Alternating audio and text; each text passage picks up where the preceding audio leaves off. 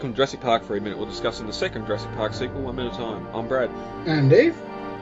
And on this episode we'll be discussing minute 71 of Jurassic Park 3. Before we get to that, going over to Jurassic-Pedia.com, there's a little article written up for the man of the hour, Charlie.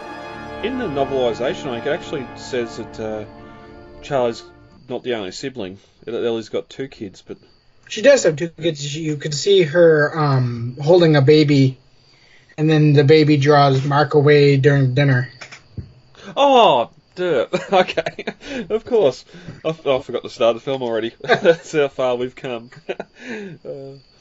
But yeah, good little write-up on Charlie here, how he helps out with the incident, the Isla Sauna incident, and yeah, I just thought he was a good place to do it. I haven't looked into if this child actor has done anything since, which is probably a good thing. Maybe it was just a one-off. IMDb would tell me, but I'm not going to go and check. I have no idea if he's ever done anything either. Yeah, it's sort of... his role here is fine. I reckon it's great they got this much out of him, being so young. Mm-hmm. Now, not to be confused with Charlie the Velociraptor. No. They both growl, but... Yeah, I had to use the surname to find him on Pedia, because I typed in Charlie and yep, it was coming with Project Ibris and, and everything else relating to Charlie and the Raptors, so... yeah, I just hope the fandom hasn't been as cruel to him as they have to... who was Anakin? Why am I trying to blink on that? Yeah, I blanked. I had it before. There's Hayden Christensen, but Jake Lloyd. That was Jake Lloyd. Yeah, I hope the fandom hasn't been as hard to him as they have Jake Lloyd, which I doubt. I don't think the Jurassic fans are that toxic yet. No, I don't think so. Yeah, I think that's a bit different. And Anakin was to be a much beloved character, but with especially what happens. But yeah. That's enough of that one. I'm getting in the weeds. Hello? Ellie! Hello? Charlie! Charlie! Hello? Charlie, take the phone to Mommy now! Take the phone to Mommy! It's the dinosaur man! Okay. Dave, ready to make a start on minute 71? Sure. As we're in minute 70 of Jurassic Park 3, Granton made his last desperate call to the mainland and to Ellie's house. But instead of getting Ellie, he got Charlie, just as the large fin of the spinosaur broke the water surface and was heading directly for the boat. As we open on minute 71, the spinosaur rams the boat hard and everyone falls to the deck. Grant drops the phone and Paul hits his head on the floor near the wheelhouse. The spinosaur raises out of the water and roars as lightning flashes, and torrents of water run down off its head and body. At the 6-second mark, everyone flees to the front of the boat in the cage. Paul's the last one to leave the back of the boat, and barely gets past the wheelhouse as the spinosaur lunges forward and bites down, ripping the little wheelhouse from its mounts, destroying it. At the 25-second mark, we cut back to the house as Charlie goes to the front door, trying to find his mum, but she's outside. Then suddenly the sound of Barney and friends draws his attention away from his task, and he goes into the lounge room. Back on the boat, the spinosaur's destroying the back of the boat, causing it to lift and drop, and the cage that everyone's in to slide forwards and backwards. At the 42-second mark, the spinosaur realises that no one's at the back of the boat anymore, and makes its way around to the front, where it grips both sides of the cage and pulls it forward. And as the minute ends, we get a shot of the gas tank of the boat, and gasoline spilling everywhere, across the boat and into the water. The action continues right into 71 here with the violent ramming of the boat, and I'd imagine it'd be harder. Maybe the spinosaur is not going that fast through the water or what, 'cause especially Paul's sort of kneeling at the back of the boat. If it's rammed from the front, I was half expecting him to fall out the back of the boat, and that's him in the water, but he falls forward and hits his head on the floor of the wheelhouse, and yeah, I reckon he should have fallen off here. at least Paul anyway. Well, you don't really see where exactly the Spinosaurus rams the boat. This being kind of the first big reveal of the Spinosaurus, unlike the novelization, where they know it's there from the beginning. But yeah, it's kind of a more just like it hit the underside of the boat, you know? Yeah. Yeah, especially too going back to previous minutes where they just come across the clearing with the where it'd gone to toilet.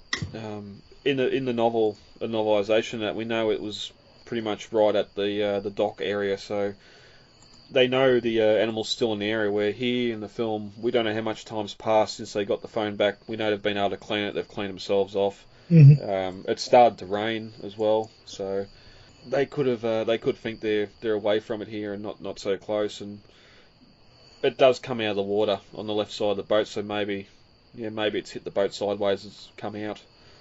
But we get the shot as the satellite phone falls to the side of the boat and beeps, which I think in the script it says it lands on the disconnect button, which it's a pretty flat surface on the phone. I don't think it's going to land on one button, and the beeps it turning off. I thought it maybe that battery got dislodged and turned itself off, or something like that.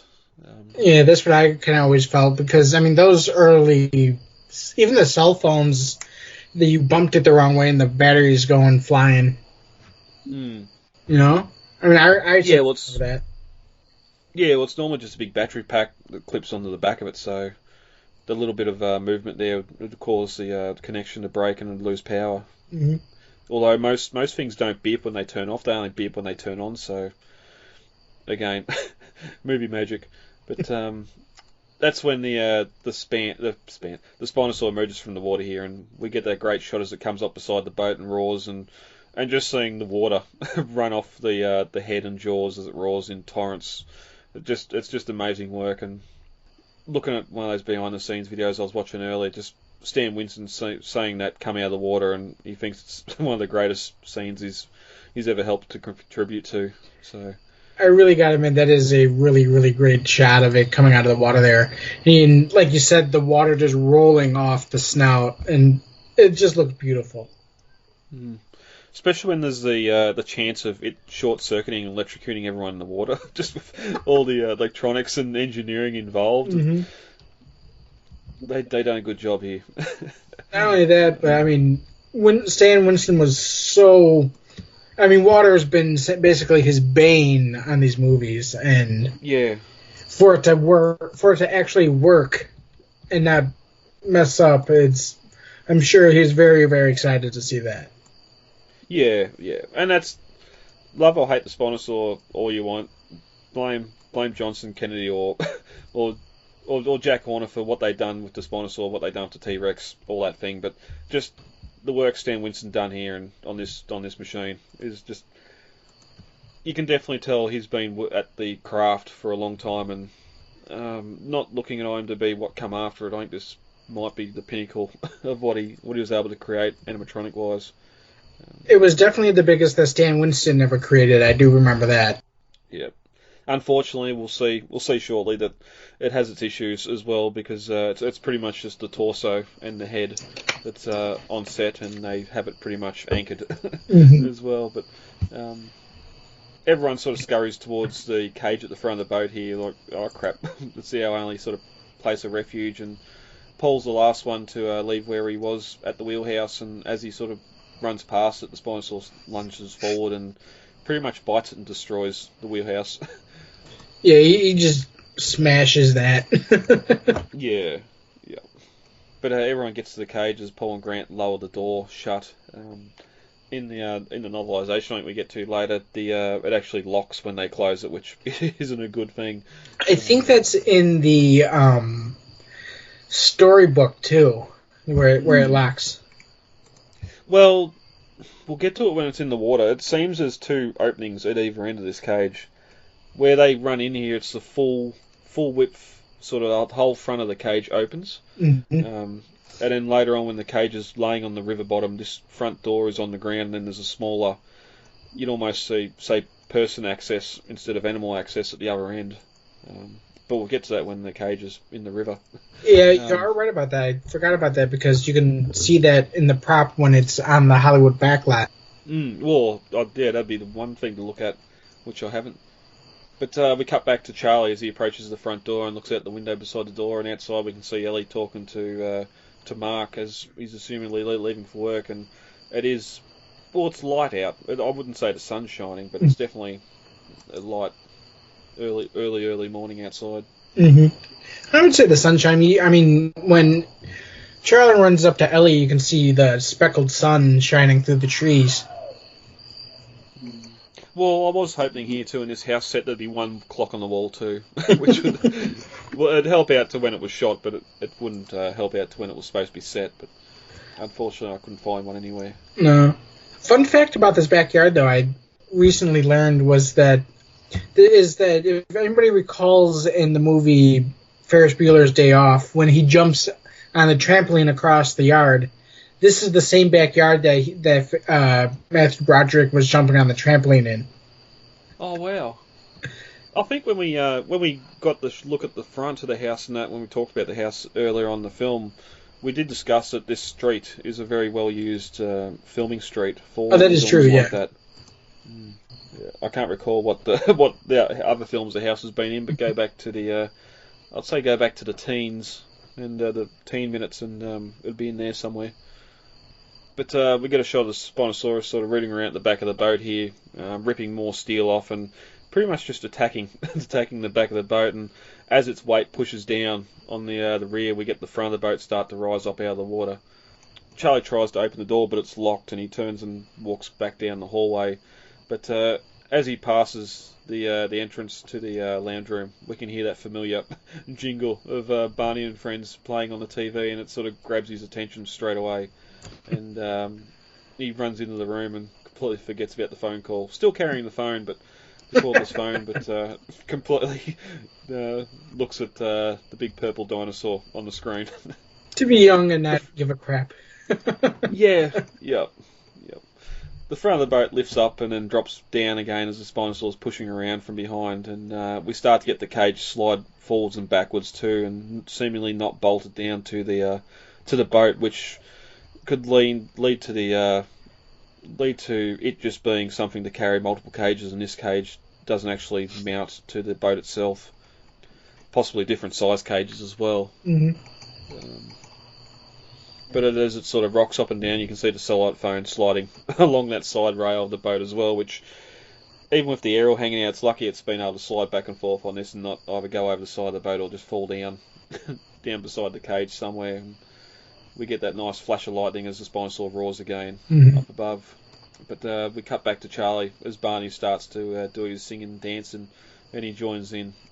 And I just love the cuts here between all the stuff going on the river with the score at 10, and then just the quiet Barney noise and vocals as Charlie's dancing in front of the TV. It's great to see. I don't hear too many people dog on it as much as they would say the gymnastics scene or something like that. I do like this in the film. I've seen that this is probably one of the more controversial moments of this scene, is the cut back and forth between Barney and the Spinosaurus attack. Oh no! And I think that a lot of, at least from what I've seen, a lot of fans kind of wish that they hadn't done that cut back and forth, because the juxtaposition is kind of really weird, and I don't really see why they would do that.